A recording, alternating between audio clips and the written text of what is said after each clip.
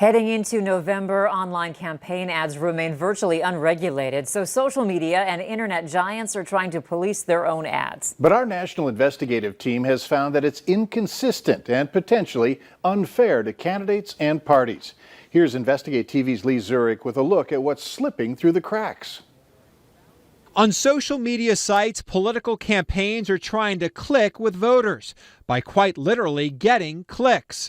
We need a president again. We need Joe Biden. These people are crazy, and we have to stop them. Thank you very much. The ads designed to engage voters, some ads linking to surveys, campaign pages, or donation sites.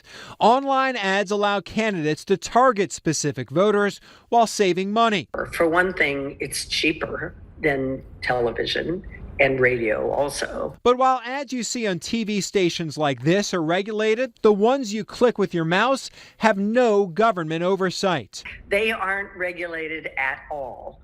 That is the problem. Ann Ravel spent 4 years as a federal elections commissioner. Why aren't these ads held to the same standards?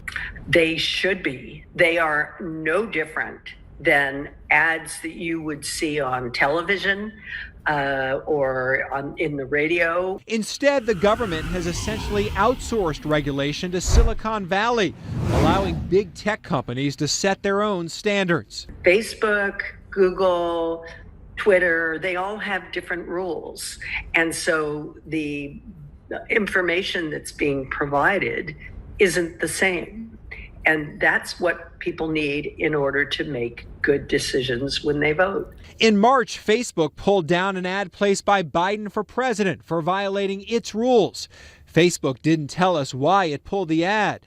That same month, Facebook also yanked an ad placed by the Trump re-election campaign because it could cause confusion about the official U.S. Census.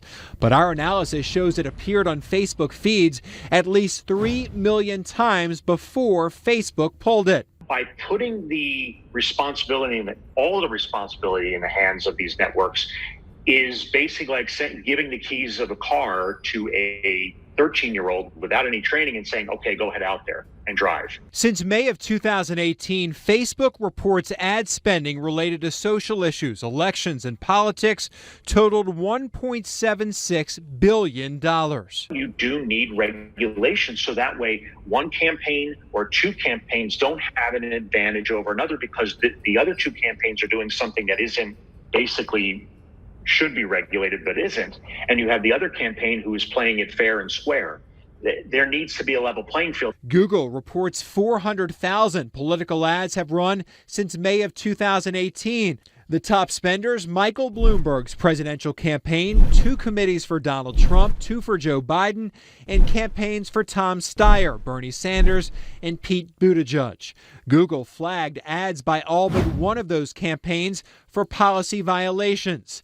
As Americans are less than 2 months away from picking a president, experts say all of this matters. With no standard rules of engagement online, voters will have to be their own fact checkers. It should be a big deal because I think, unfortunately nowadays, so many people just take what's on social, Twitter, Facebook, etc., and believe that if their friend who they trust posted it, it must be true.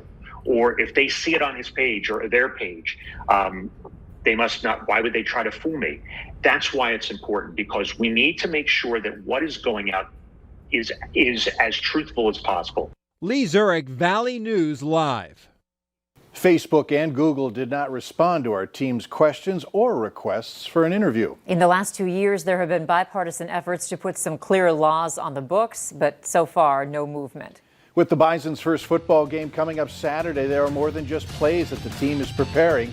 Beth is in with the latest on the Bison's precautions that they're taking.